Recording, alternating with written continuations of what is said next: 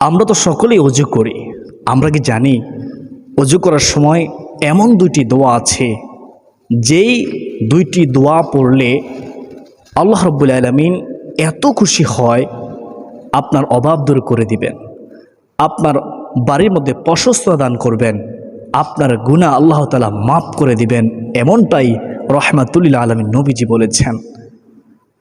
অজু করার সময় যদি এই দুইটি দোয়া পড়তে পারেন, একমাত্র আল্লাহকে খুশি করার জন্য, নবীজির প্রেম, ভালোবাসা, মহব্বত অন্তর রেখে পড়তে পারেন, তাহলে জান্নাতের 8টি দরজায় আল্লাহ তাআলা আপনার জন্য উন্মুক্ত করে দিবেন। আপনি হাসতে হাসতে যে কোনো দরজা দিয়ে আপনি জান্নাতে প্রবেশ করতে পারবেন। এর চেয়ে সুসংবাদ আর কী হতে পারে? আমরা সকলেই জান্নাতে যেতে চাই ইনশাআল্লাহ। আমরা তো অজু করি, প্রত্যেক দিন 5 ওয়াক্ত নামাজ পড়ার পূর্বে অজু করতে হয়। তো অজু করার সময় কষ্ট করে এই দুইটি দোয়া পড়ুন, কখনো ছাড়বেন না। সম্মানিত দিনী ভাই বোনেরা, অজুর দ্বারা জীবনের সমস্ত গুনাহ মাফ হয়। হাদিসে মুবারকের মধ্যে রয়েছে, রাসূলুল্লাহ সাল্লাল্লাহু আলাইহি ওয়াসাল্লাম বলেন, যখন কেউ অজু করে, অজু করার সময় সে যখন হাত ধৌত করে, অজুর পানির সাথে তার হাতের অর্জিত সকল গুনাহ ঝরে যায়। সুবহানাল্লাহ। রাসূলুল্লাহ সাল্লাল্লাহু আলাইহি ওয়াসাল্লাম বলেন, যখন কেউ অজু করে তখন সে কুলি করে, কুলি করার সময় অজুর পানির সাথে তার জবানের গুনাহগুলো ঝরে যায়। সুবহানাল্লাহ। যখন সে চেহারা মুখমণ্ডল ধৌত করে, তখন তার চোখ দ্বারা অর্জিত সগীরা গুনাহ আল্লাহ তাআলা জড়িয়ে দেন, মাফ হয়ে যায়, মাফ করে দেন আল্লাহ তাআলা। সুবহানাল্লাহ। যখন সে ফাও ধৌত করে, ফা দ্বারা অর্জিত গুনাহগুলো অজুর পানির সাথে ঝরে যায়। সুবহানাল্লাহ। অজুর মাধ্যমে সে নিষ্পাপ মাসুম হয়ে যায়, তার কোনো গুনাহই থাকে না। অজুর গুরুত্ব অপরিসীম। অজু করলে সাথে সাথে অন্তরে প্রশান্তি আসে। আমরা যারা অজু করি তারাই এর স্বাদ অনুভব করতে পারি। অজু হচ্ছে নামাজের চাবি, আর নামাজ হচ্ছে বেহেশতের চাবি। অজু ছাড়া নামাজ হবে না, নামাজ ছাড়া জান্নাতে যাওয়া যাবে না, এটি মনে রাখবেন। তাই আপনার উচিত অজু করতে হবে এমনভাবে, যেভাবে অজু করলে অজু হবে। অজু করতে হবে এমনভাবে যেন প্রত্যেকটা পশমের ঘোড়ায় ঘোড়ায় পানি পৌঁছে যায়। সাবধান, যদি অজু করার সময় অমনোযোগ হয়ে অজু করেন, তাহলে আপনার অজু হবে না। উদাসীনতার সাথে অজু করবেন না, অলসতা করে অজু করবেন না, মনোযোগ সহকারে অজু করার চেষ্টা করবেন যেন প্রত্যেকটা পশমের ঘোড়ায় ঘোড়ায় পানি পৌঁছে। সম্মানিত দিনী ভাই বোনেরা, আমরা অনেকে তাড়াহুড়ো করি, সাবধান, তাড়াহুড়ো করবেন না। অজু না হলে নামাজ হবে না, আর নামাজ না হলে জান্নাতে যেতে পারবেন না, মনে রাখবেন। এখন শুনুন কোন দুটি দোয়া পড়বেন অজুর সময়। 1 নম্বর দোয়াটি হচ্ছে, আল্লাহুম্মা গফিরলি, হে আল্লাহ তুমি আমাকে ক্ষমা করে দাও।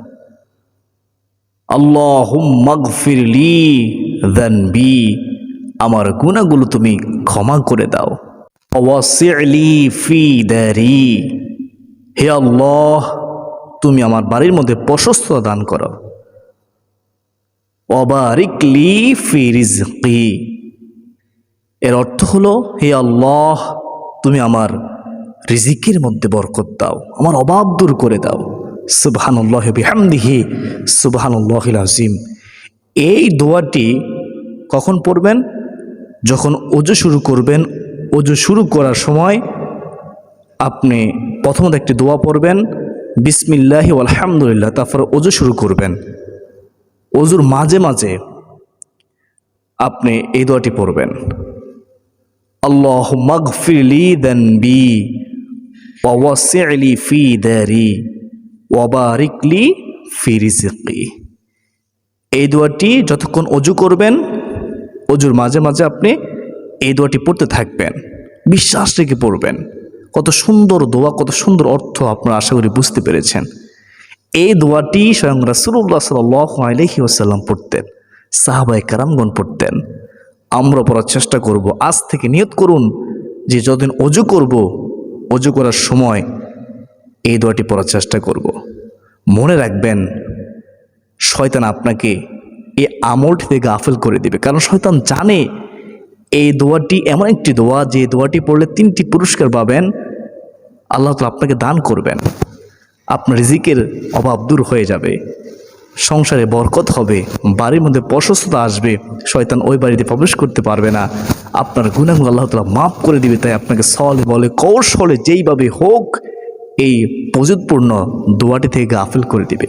শয়তানের দোকায় পড়বেন না, অবশ্যই ওজুর মাঝে মাঝে এই দোয়াটি পড়ার চেষ্টা করবেন। আমি দোয়াটি আবারও একবার বলতেছি, খেয়াল করুন।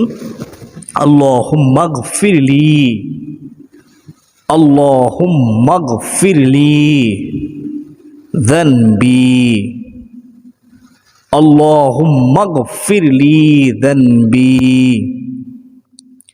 ওয়া ওয়াসি'লি ফি দারি,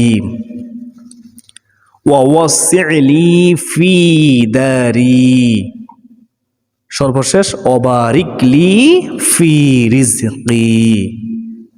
আবার বলতেছি, খেয়াল করুন, অবারিকলি ফি রিজকি। সম্মানিত দিনী ভাই বোনেরা, এই দোয়াটি পড়বেন, প্রচেষ্টা করবেন, অর্থ সহকারে বুঝে বুঝে পড়বেন, মনোযোগ সহকারে পড়বেন, যে আমার আল্লাহ শুনতেছে, অবশ্যই আমার দোয়া আল্লাহ তাআলা কবুল করবেন। অর্থটি আবার একবার বলতেছি, অর্থটি হলো কি? আল্লাহুম্মা গফিরলি যানবি, হে আল্লাহ আমার গুনাহগুলো ক্ষমা করে দাও। ওয়া ওয়াসি'লি ফি দারি, আমার বাড়ির মধ্যে প্রশস্ত দান করো। ওয়া বারিকলি ফি রিজকি, হে আল্লাহ তুমি আমার রিজিকের মধ্যে বরকত দাও। আল্লাহুম্মা আমিন। সম্মানিত দিনী ভাই বোনেরা, এগুলো 1 নম্বর দোয়া, অজুর মাঝে মাঝে পড়বেন। 2 নম্বর প্রযুৎপূর্ণ দোয়াটি হচ্ছে রাসূলুল্লাহ সাল্লাল্লাহু আলাইহি ওয়াসাল্লাম, রাসূলুল্লাহ সাল্লাল্লাহু আলাইহি ওয়াসাল্লাম এই দোয়াটি সম্পর্কে তিনি বলেছেন, যদি কেউ উত্তম রূপে অজু করে, অজু করার শেষে আকাশের দিকে শাহাদাত আঙ্গুল ইশারা করে কালিমে শাহাদাত পড়ে, তাহলে আল্লাহ তাআলা এত খুশি হয়, ওই বান্দাকে আল্লাহ তাআলা এতই ভালোবাসেন, তার জন্য জান্নাতের 8টি দরজা আল্লাহ তাআলা উন্মুক্ত করে দেন। সে যে দরজা দিয়ে ইচ্ছে সে দরজা দিয়ে জান্নাতে প্রবেশ করবে। সুবহানাল্লাহ। প্রযুৎপূর্ণ একটি আমল, নবীজি শিখানো একটি আমল, যে আমলটি স্বয়ং নবীজি করেছেন, সাহাবায়ে কেরাম করেছেন, আমাদেরকে করতে রাসূলুল্লাহ সাল্লাল্লাহু আলাইহি ওয়াসাল্লাম হাদিসের মাধ্যমে উৎসাহিত করেছেন। আমরা করার চেষ্টা করব। আমরা অনেকে জানি, কিন্তু আমরা আমল করি না। কেন করি না? কারণ শয়তান করতে দিবে না। বিশ্বাস করুন, শয়তান তো জানে এটি এমন একটি ফজিলতপূর্ণ আমল, যেটি করলেই জান্নাতের 8টি দরজা আল্লাহ তাআলা খুলে দিবেন। শয়তান দোকায় পড়বে না। এখনো সময় আছে, আমল করুন। কখন কার মৃত্যু হয়ে যা বলা তো যায় না। আজ আমরা সুস্থ আছি, কাল যে সুস্থ থাকবে এমন কোনো নিশ্চয়তা নেই। সম্মানিত দিনী ভাই বোনেরা, সুস্থ থাকতে এই সুস্থতায় গুরুত্ব দিন, বেশি বেশি করে নেক আমল করুন। আমলেই শান্তি, আমলেই মুক্তি।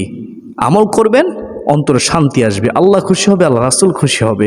তো প্রিয় দর্শক, আমরা 2 নম্বর কোন আমলটি করব?